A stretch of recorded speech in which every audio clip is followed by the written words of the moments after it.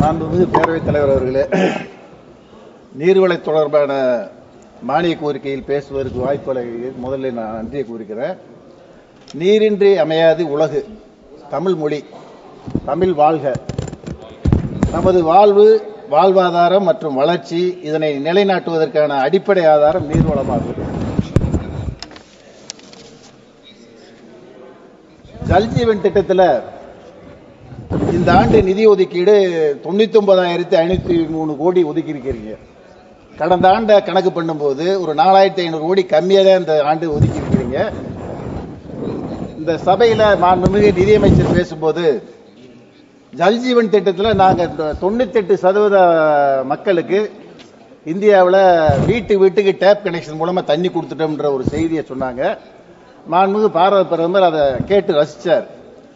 ஒரு திட்டம் கொண்டு வர்றீங்க, அந்த திட்டத்தை எந்த மாநிலம் முன்னெடுத்து செயல்படுத்துகிறது என்பதை ஒன்றிய அரசு கவனமாக பார்க்கணும். அந்த வகையில் ஜல்ஜீவன் திட்டத்தை கொண்டு வந்த திட்டத்தை மக்களுக்கு உடனடியாக 98% போய் சேர்த்த அரசு திராவிட முன்னேற்ற கழகத்துடைய அரசு, அந்த தளபதி அரசு, தமிழ்நாடு அரசு. அந்த அரசுக்கு வேண்டிய நிதியை கேட்டா கொடுக்க மறுக்கிறீங்க, வெள்ள நிவாரணம் கேட்டா கொடுக்க மறுக்கிறீங்க, கல்வி நிதியை கேட்டா கொடுக்க மறுக்கிறீங்க. அதே மாதிரி வெள்ள வேளாண்மை திட்டத்துக்கு, எல்லை பாதுகாப்பு திட்டத்திற்கு ஒரு திட்டம் வேணும்.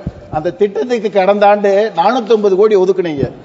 இந்த ஆண்டு 50 கோடியை குறைச்சு 400 ஆக்கியிருக்கீங்க. அது ஏன் குறைச்சிங்க? வெள்ளம் வராதா? அதை வந்தா தடுக்கிறது எப்படின்றத ஒன்றிய அரசு எங்களுக்கு தெரியப்படுத்தணும்.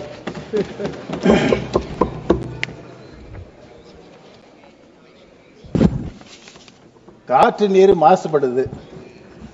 இன்னைக்கு ஆய்வறிக்கையில், நம்ம ஒன்றிய அரசு கொடுத்த ஆய்வறிக்கையில் எங்களுக்கு கிடைச்ச தகவல், 1920 இடங்கள்ல இருந்து எடுக்கப்பட்ட நீரின் ஆய்வு, அதுல எத்தனை இடங்கள்ல மோசமா இருக்கின்றத அந்த ஆய்வறிக்கை சொல்லுது. 817 இடங்கள்ல பயோகெமிக்கல் ஆக்சிஜன் டிமாண்ட் பற்றாக்குறை இருக்கு. 817 இடங்கள்ல மோசமான நீர் நிலை இருக்கிறது. அதை கண்டறிந்து ஒன்றிய அரசு தகுந்த நடவடிக்கை எடுத்து அது நீர்நிலையை பாதுகாக்க வேண்டும். 311 படுகைகள், குளங்கள் மாசுபட்டு கிடக்கின்றது. நீங்க என்ன பண்றீங்க? நிலத்தடி நீர் ரொம்ப மோசமாகிட்டு இருக்கு. 100 மாவட்டத்தில் இன்னைக்கு ஆய்வு எடுத்து பார்க்கும்போது நிலத்தடி நீரினுடைய அளவு குறையுது. அந்த தண்ணியில கெமிக்கல், புளோரைடு, ஆர்சனிக், யுரேனியம் மற்றும் நைட்ரேட் கெமிக்கல் கலந்து மனுஷங்கள் குடிக்க முடியாத நிலைமைக்கு இன்னைக்கு அந்த தண்ணீர் இருக்கிறது. அதை கண்டறிந்து அதற்குண்டான திட்டத்தை வகுக்க வேண்டும் ஒன்றிய அரசு. 99,503 கோடி ஒதுக்குற ஒன்றிய அரசு திட்டங்களை விரைவாக செயல்படுத்துகிற மாநிலங்களுக்கு முழு தொகையும் உடனடியாக கொடுக்க வேண்டும். ஆனால் இதுவரை 40% கூட முழுமையாக கொடுக்கவில்லை. மீதி பணம் கொடுப்பதற்கு தயக்கம் ஏன் என்ற செய்தியை ஒன்றிய அரசு எங்களுக்கு தெரியப்படுத்த வேண்டும். மாசுபடக்கூடிய நதிகளினுடைய விவரம், கங்கை நதிக்கு அதிக நிதியை கொடுத்து அந்த மாசுபடாமல் இருக்கின்ற நிதியை கொடுக்குறீங்க, அதை நடவடிக்கை எடுக்கிறீங்க, ஓகே. அதே மாதிரி பிற மாநிலங்களில் இருக்கிற நதிகளையும் மாசுபடாமல் இருக்கிறதுக்கு நிதியை ஒதுக்கணும். குறிப்பாக எங்க தமிழ்நாட்டில் காவேரி, தாமிரபரணி, வைகை ஆற்றில் இதே கும்பமேளா நடக்குது. அங்கேயும் தண்ணி மாசுபடுது. அதற்குண்டான நிதியை ஒதுக்கி அங்க பண்ணுங்க. பாரத பிரதமர் நேற்று கூட பேசுறாரு, உத்தரப்பிரதேசத்தில் கும்பமேளாவில் 60 கோடி மக்கள் வந்து குளிச்சாங்கன்னு சொல்லி. நான் சொல்றேன் சார், 60 கோடி மக்கள் ஒரு ஆற்றுல குளிக்கிறாங்கன்னு சொன்னா அந்த ஆற்றோட நிலைமை என்ன, நீரினோட நிலைமை என்ன? அதை எப்படி நீங்க சுத்தப்படுத்துவீங்க? எத்தனை நாள் ஆகும்? இந்த நிலை மீண்டும் தொடரக்கூடாது. நீர் மேலாண்மை ஒன்றை அமைத்து எந்தெந்த நதிகளில் இந்த கும்பமேளா நடக்கிறது என்பதை ஆராய்ந்து எல்லா மாநிலங்களுக்கும் ஒரு ஆய்வறிக்கை தயார் செய்து திட்ட நடவடிக்கை எடுக்க வேண்டும். அதே மாதிரி கடலோர மாவட்டங்கள்ல இருக்கிற மக்களுக்குள்ள பிரச்சனை, உப்பு நீர் வந்து கலந்துருது குடிநீர்ல. அதை தடுப்பதற்கு கடலோர மேலாண்மை ஒன்றை அமைச்சு அந்த உப்பு நீர் தடுக்காமல் பாதுகாக்க வேண்டும். தமிழ்நாட்டில் புதிய ஸ்கீம் என்னன்னு சொன்னா,